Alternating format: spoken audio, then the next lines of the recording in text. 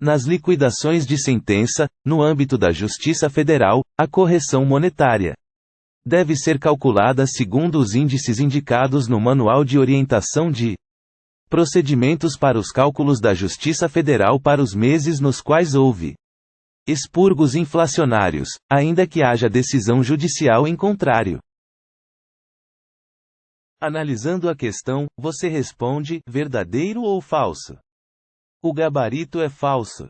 INF 723, STJ, nas liquidações de sentença, no âmbito da Justiça Federal, a correção monetária deve ser calculada segundo os índices indicados no Manual de Orientação de Procedimentos para os Cálculos da Justiça Federal para os meses nos quais houve expurgos inflacionários, salvo decisão judicial em contrário. RESP 1.904.401 Rio de Janeiro, https://scom.st.jus.br/iscom/jurisprudência/toque.jsp.interogação livre igual a %27201601857.reg.colchete que fecha vírgula. Réu. Marco Aurélio Belize, terceira turma, por unanimidade, julgado em 7 de dezembro de 2021, DJ 14 de dezembro de 2021.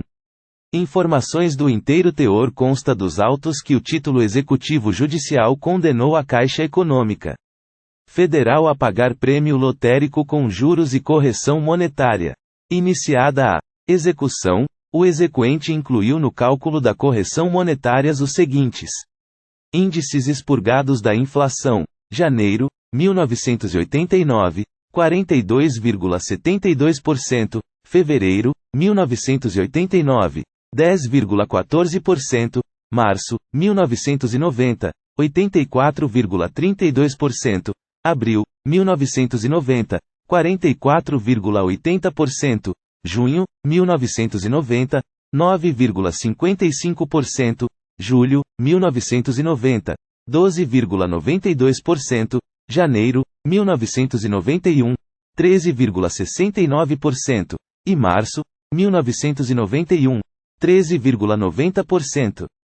A Caixa Econômica Federal se manifestou no sentido de que fosse aplicada somente a correção monetária da tabela da Justiça Federal, sem a inclusão de índices de correção não previstos ali. Após interposição de agravo de instrumento contra a decisão do juízo acuou que fixou o valor a executar levando em consideração expurgos inflacionários.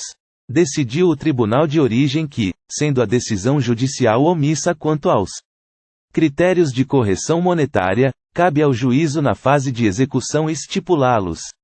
Devendo-se, como regra, a não ser que haja determinação jurígena expressa, STF, mutales ao 157 de J. 7 de março de 16, ou o débito seja de caráter alimentar, quando será plena, adotar-se os índices indicados na tabela da Justiça Federal.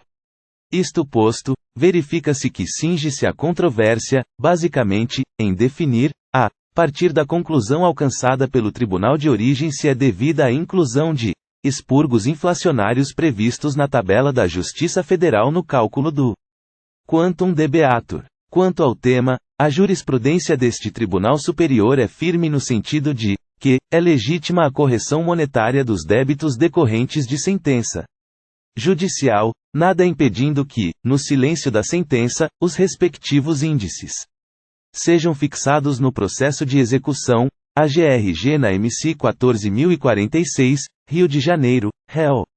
Ministra Nancy Andrighi, terceira turma, DJ 5 de agosto de 2008.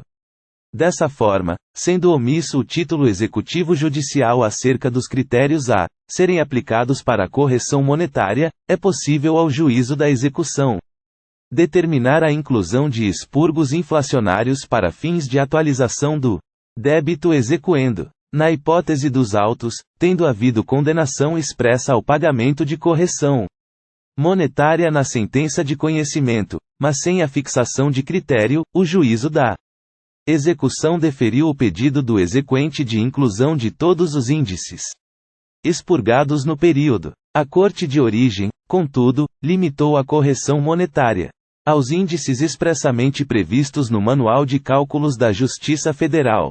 O Manual de Orientação de Procedimentos para os Cálculos da Justiça Federal, aprovado pela Resolução nº 561, CJF, de 2 de julho de 2007, traz em seu bojo os indexadores corretos para os meses nos quais houve expurgos inflacionários, a serem aplicados nas liquidações de sentença. Assim, nas liquidações de sentença, no âmbito da Justiça Federal, a correção monetária deve ser calculada segundo os índices indicados no Manual de Orientação de Procedimentos para os Cálculos da Justiça Federal para os meses nos quais houve expurgos inflacionários, salvo decisão judicial em contrário.